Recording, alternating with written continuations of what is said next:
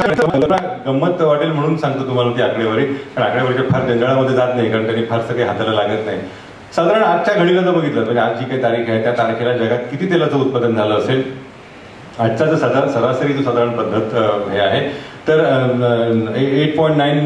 80 million, साधारण 8 कोटी ते 9 कोटी बॅरल्स पर डे असा जगाचा सध्याचा तेल उत्पादनाचा दर आहे. 9 कोटी पकडून चला, 8.9 वगैरे असं असेल तर 9 कोटी बॅरल्स जगातलं तेल निघतं. त्याच्यामधलं जवळपास 2.25 कोटी बॅरल्स तेल हे एका देशालाच लागतं, आणि त्या देशाचं नाव युनायटेड स्टेट्स ऑफ अमेरिका.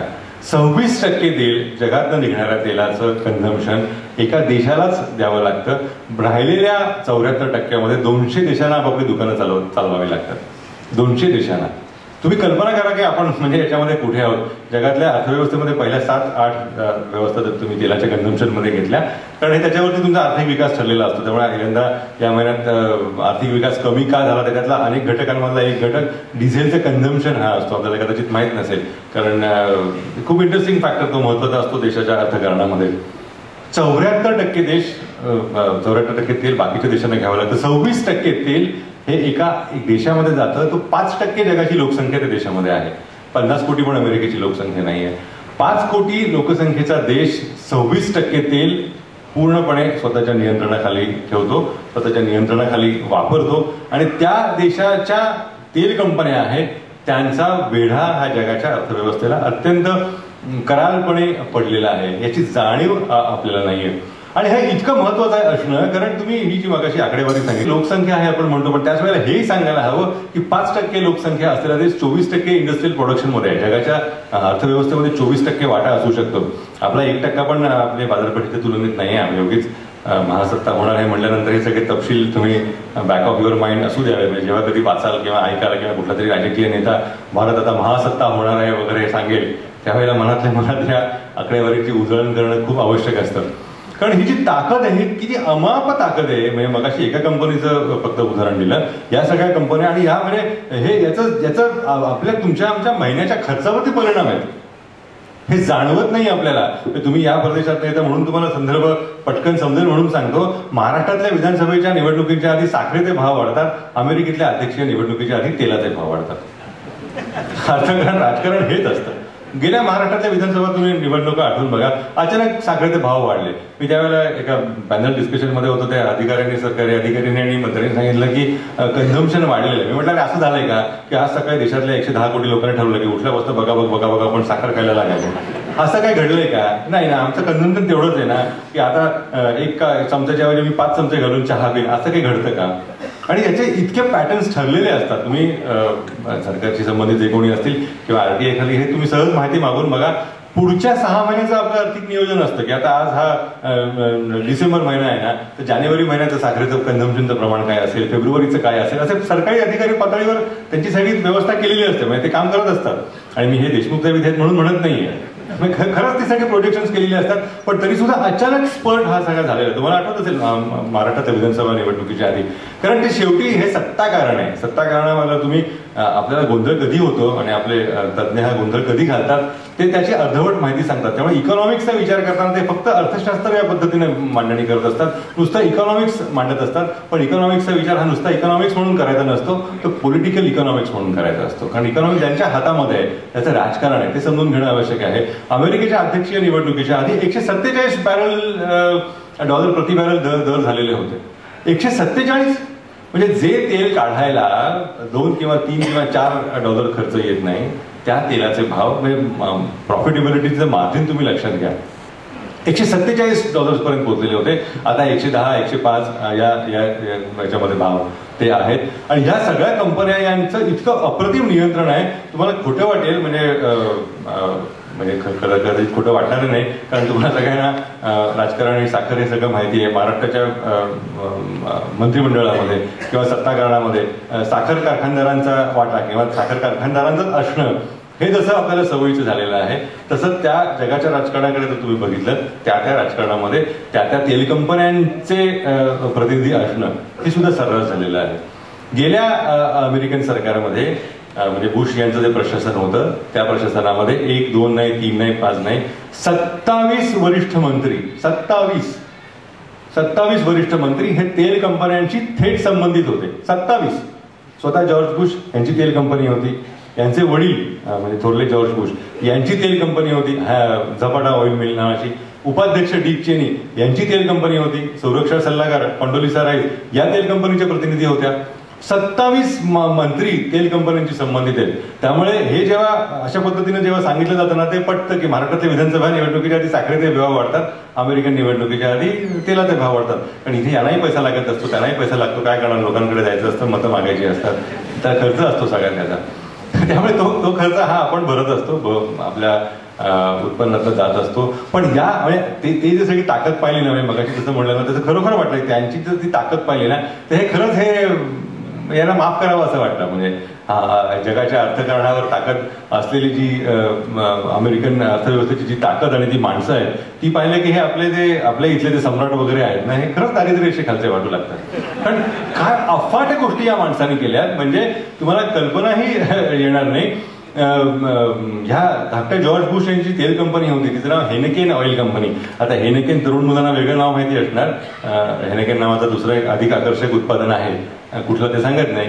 तर यांची तेल कंपनी होती, त्यांची ती आता जॉर्ज बुश यांची तेल कंपनी म्हणजे त्यांचा एकंदर वकूब लक्षात घेतला ती डुबली तर काही आश्चर्य म्हणता कामा नये, तर ती खरोखर बुडली त्याप्रमाणे.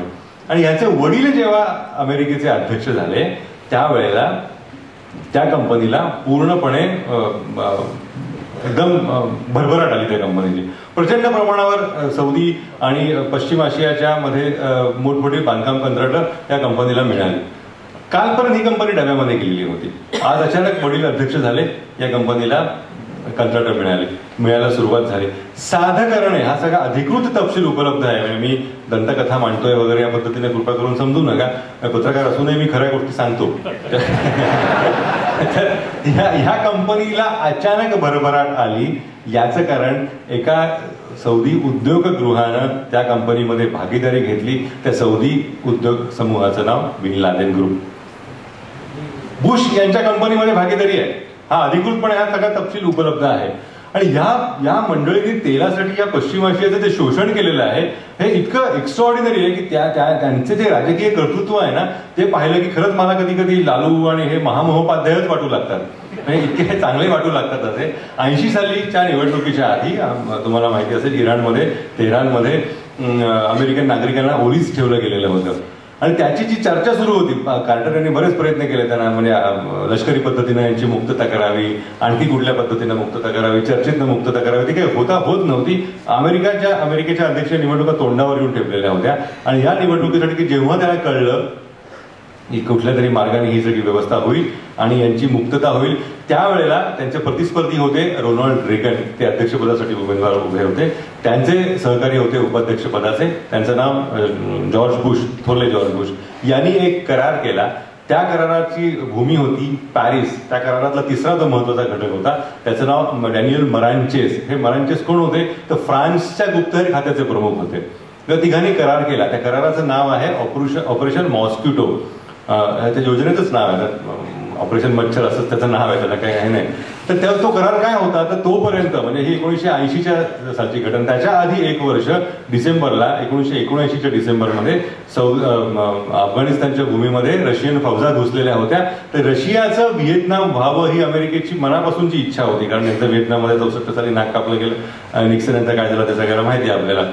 तसा दारुण पराभव रशियाला पत्करायला लागावा यासाठी या मंडळींनी हा जो कट केला. त्या कटाचं नाव ऑपरेशन मॉस्किटो. त्या कटाचा एक भाग असा होता की याने डायरेक्ट चर्चा आणि गुप्त करार सामील कुणाला करून घेतलं तर अयातुल्ला रुहल्ला खोमेनी यांना.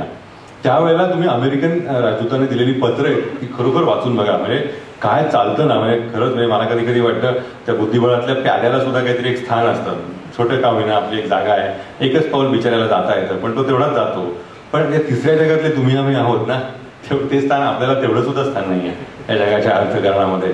खरोखर आहे, मी तुच्छतावादाने म्हणतोय असं नाहीये.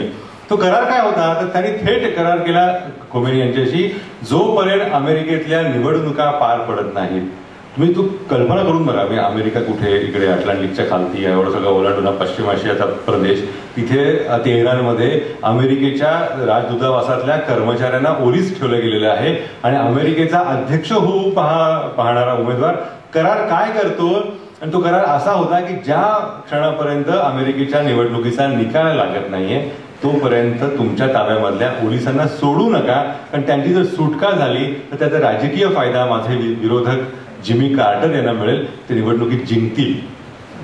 ह्या पातळीपर्यंत राजकारण गेलेलं आहे. आणि ज्या वेळेला 1981 सालच्या जानेवारी महिन्यामध्ये, मला वाटतं 13 का 14 जानेवारीला त्यांनी शपथ घेतली, रेगन यांनी शपथ घेतली, ती तिथे शपथ घेतायत, सकाळी हा शपथविधी होतोय आणि नंतर दुपारी ते शपथ घेऊन, हा वेळेचा जर भाग सोडला तुम्ही, टाइम झोन म्हणतात, त्याच्यातला जर तपशील लक्षात घेतला, तिथे त्यांची शपथ घेऊन झाली आणि इथे इराणमधल्या या ओलिसांची मुक्तता झालेली आहे. 444 दिवस या लोकांनी अमेरिकन ओलिसांना खोमेनी यांच्या ताब्यात ठेवायला परवानगी दिलेली होती. या पद्धतीचं राजकारण केलं. आणि त्या राजकारणाचा तिसरा घटक कोण होता, जो गुप्त होता. आणि ते राजकारण काय होतं, त्यासाठी गुप्त अकाउंट काढला स्विस बँकेमध्ये प्रचंड प्रमाणात. कारण त्यावेळेला 1979 आणि 1980 साल हे लक्षात घ्या. 1979 साल खूप महत्वाचं आहे. म्हणजे एखाद्या कुठल्या वर्षावरती जर अभ्यास करायचा असेल तर वर्षावरती म्हणजे वर्ष या अर्थाने म्हणते, उगीच गैरसमज नको.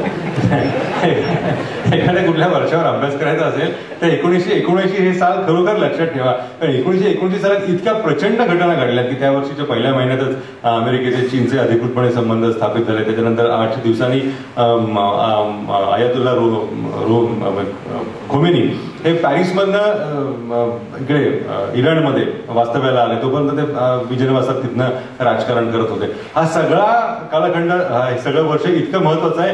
त्याच वर्षाच्या जून महिन्यामध्ये झ्बिग्नीव ब्रेझिन्स्की नावाच्या अमेरिकेच्या संरक्षण तज्ज्ञानं असा अहवाल दिला. या अहवालाचं पुस्तक झालेलं आहे, इच्छुकाने तो जरूर वाचावा.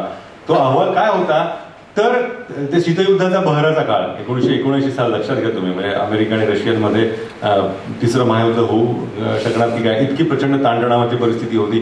तो अहवाल असा होता की कम्युनिझमला जर तोंड द्यायचं असेल, रशियाच्या कम्युनिझमच्या वाढत्या प्रभावाला तोंड द्यायचं असेल, तर आता जी म्हणजे ज्याचं सोव्हिएत युनियनचं जर विभागन झाल्यानंतर जी छोटी छोटी देश जन्माला आले, तो सगळा प्रदेश, मध्य आशियाचा, पश्चिम आशियाचा हा सगळा प्रदेश, तिथे मुस्लिम बहुलत्व मोठ्या प्रमाणावर वाढतंय. त्यातल्या अतिरेकी मंडळींना आपण जवळ करावं आणि त्यांची एक फळी तयार केली जावी. कशासाठी ती वापरावी तर रशियाच्या कम्युनिझमच्या विरोधात. 1979 सालच्या जून महिन्यामध्ये झ्बिग्नीव ब्रेझिन्स्की यांचा अहवाल आहे. सगळ्यांचा समज असा असतो की तिथे अमेरिका या सगळ्या परिसरात उतरली. याचं कारण का, सगळ्यांना आपला समज असा असतो की अफगाणिस्तानमध्ये रशियाच्या फौजा उतरल्या म्हणून त्याला उत्तर द्यायला अमेरिका तिथे गेली. तारीखवर हा तपशील तुम्ही तपासून बघा. अमेरिकेचा हा जो अहवाल आहे हा 1979 जून महिन्यामधला आहे. जुलैमध्ये तो संघटना सामील दाखल केला गेला. त्या वर्षीच्या डिसेंबर महिन्यामध्ये अफगाणिस्तानमध्ये रशियन फौजा आल्या.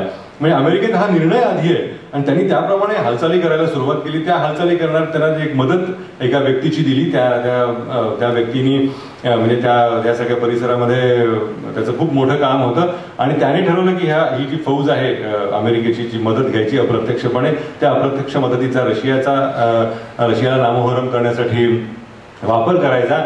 त्या व्यक्तीचं नाव ओसामा बिन लादेन, हा सौदी राजघराण्याशी संबंधित त्यावेळेला होता. त्याला पूर्णपणे फंडिंग या सगळ्या अमेरिकन व्यवस्थेतनं झालेलं आहे. त्याचा गुरु, म्हणजे आपल्याला कधी म्हणजे म्हटलं तर अभिमान वाटायला हवा, त्याचा गुरु म्हणजे गंमत वाटेल अधिकाऱ्यांना, इतिहासाचा धक्का सुद्धा बसू शकेल, हा महाराष्ट्रातला होता. ओसामाचा ती तत्वज्ञान मांडणारा औरंगाबाद जवळच्या खेड्यातनं आलेला होता. त्यांनी पुढे जमाते इस्लामीची पाकिस्तानमध्ये जाऊन पाळणी केली. त्याचा जो विद्यार्थी, त्याचे 2 महत्वाचे विद्यार्थी होते, एक हे आणि दुसरे ज्यांनी पॅलेस्टाईनच्या संदर्भात तत्वज्ञ म्हणून गणले जातात ते. तर या पद्धतीने त्याची त्यांनी पूर्णपणे मांडणी केली.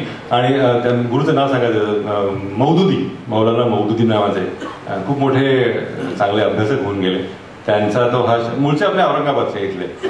तर त्या सांगायचा तपशिलाचा भाग हा की ह्या सगळी यंत्रणा या मंडळीने वापरली आणि त्यावेळेला इतक्या प्रमाणावर त्यांनी त्याचा सगळ्यांचा अतिरेक सुरू केला की हा जो गट आहे हा गट त्यावेळेला प्रत्येक देशामध्ये गेला आणि तुमच्या देशांमधल्या गुंडगिरीसाठी, खुन्यासाठी, आणखी कुठल्या गंभीर गुन्ह्यांसाठी तुरुंगात असलेल्या कैद्यांना सोडा. त्या कैद्यांना आम्ही अफगाणिस्तानमध्ये मुजाहिदीन म्हणून वापरू, अमेरिकेच्या विरुद्ध लढण्यासाठी म्हणून वापरू, आणि असे हे कैदी सोडले गेलेत. फिलिपिन्स, म्हणजे भारतातही भेट दिलेली होती त्या मंडळींच्या, अधिकृत तपशील सगळा उपलब्ध आहेच तो. तर हे सगळे कैदी त्यांनी गोळा केले आणि मोहम्मद या सगळ्या अफगाणिस्तानच्या या परिसरामध्ये अमेरिकेच्या विरुद्ध लढण्यासाठी यांनी ही यंत्रणा उभी केली. याचं सगळं फंडिंग जे आहे हे पूर्णपणे अमेरिकेने केलेलं आहे. आणि त्यावेळेला त्या फंडिंगमधला एक दोन महत्वाचे घटक होते. एक घटक तुम्हाला माहिती आहे, त्याचं नाव जनरल जियाउल हक आणि दुसरा होता इस्रायल.